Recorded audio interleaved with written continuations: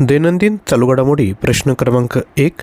भारतातील हरित गृहनिर्माण एच ड्रीम फंडला प्रोत्साहन देण्यासाठी कोणत्या संस्थेने HDFC कॅपिटलसोबत भागीदारी केली? याचं योग्य उत्तर आहे इंटरनॅशनल फायनान्स कॉर्पोरेशन.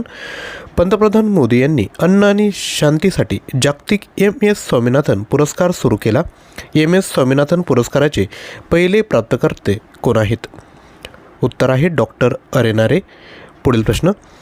कोणती बँक युनिव्हर्सल बँक बनण्यासाठी RBIची म्हणजेच रिझर्व्ह बँक ऑफ इंडियाची तत्वतः मान्यता मिळवणारी पहिली SFB बनली आहे? याचं योग्य उत्तर आहे AU स्मॉल फायनान्स बँक. पुढील प्रश्न. WHO म्हणजेच वर्ल्ड हेल्थ ऑर्गनायझेशनने अलीकडेच कोणत्या विषाणूला मानवांसाठी कर्करोगजन्य म्हणून पुनर्वर्गीकृत केले आहे? तर याचं राईट आन्सर आहे हिपॅटायटिस B.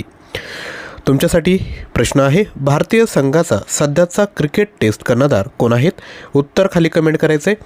डेली जर असेच तुम्हाला व्हिडिओ बघायचे असेल तर व्हिडिओला लाईक, शेअर आणि सबस्क्राईब नक्की करा.